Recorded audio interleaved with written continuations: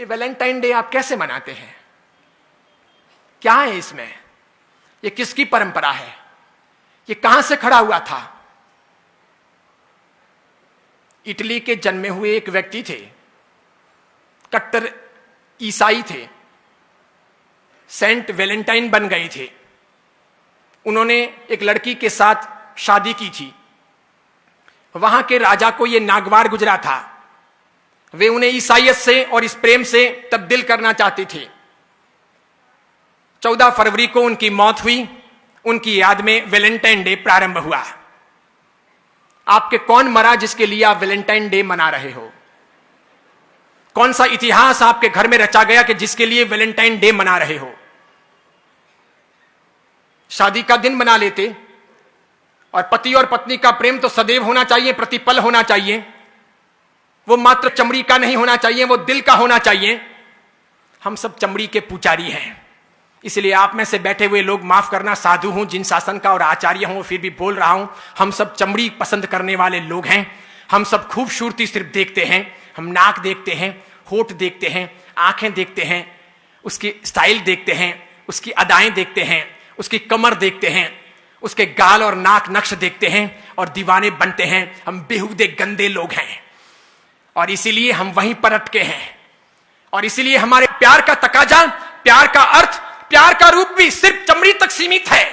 अगर उसके आगे है तो वैलेंटाइन डे की आवश्यकता नहीं है। मेरे बाप भी प्यार करते थे मेरी मां से और मेरी मां भी प्यार करती थी मेरे पिता से। आपके पिता ने भी प्यार किया होगा आपकी मां से और आपकी मां ने भी प्यार किया होगा पिता से।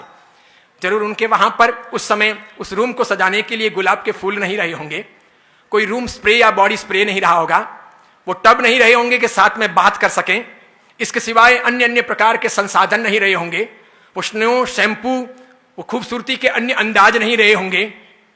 तर भी जीवन की पवित्रता रही होगी, समर्पण का भाव रहा होगा, वो अर्धांगिनी का रूप रहा होगा, वो गहरी आत्मीयता रही होगी, वो दिल रहा होगा, वो प्यार रहा होगा, वो घनिष्ठता रही होगी।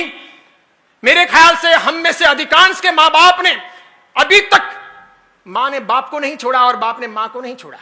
न तलाक दिया, न ऐतराज किया। न हमारी मां अपने बाप को छोड़कर पियर गई और न मेरे पिता ने कभी अपनी मां को घर जाने के लिए कहा। भले ही मेरे पिता जाड़े रहे होंगे या आपके किसी के पिता मोटे रहे होंगे, मां दुबली पतली रही होगी, तब भी ये जोड़ा कामयाब रहा होगा।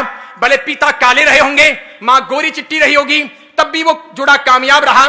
भले मां लंबी रही होगी, पिता बिल्कुल ठिंगू रहे होंगे, ठिंगने रहे होंगे, तब भी वो जोड़ा कामयाब रहा। भले पिता अक्कल वाले रहे होंगे, मां अनपढ़ रही होगी, तब भी वो जोड़ा कामयाब रहा। आज तो हम इंच इंच देखते हैं, सेंटीमीटर सेंटीमीटर देखते हैं। आज हम देखते हैं कि उसकी आंखें बराबर नहीं है, उसके होठ बराबर नहीं है, वो बोलती है तो वो यूं यूं बोलती है, या फिर वो जो है ना वो देखता है तो बार बार यूं यूं देखता है, इसलिए मुझे ऐसा पसंद नहीं है। अरे डूब मरो चुल्लू भर पानी लेकर हाथ में कि हम चमड़ी के पुजारी हैं। हम दिल कब तलाशेंगे, हम अच्छी व्यवस्थाएं कब खड़ी करेंगे, हम संस्कारों की चिंता कब करेंगे, एक अच्छी इंसानियत के तौर पर इस दुनिया में ज्ञान का दिया कब जलाएंगे। अरे सब साधु तो बन नहीं सकते ये मैं मानता हूं, सब साधवियां हो नहीं सकती ये मैं मानता हूं। शादी करना आवश्यकता है जिंदगी की।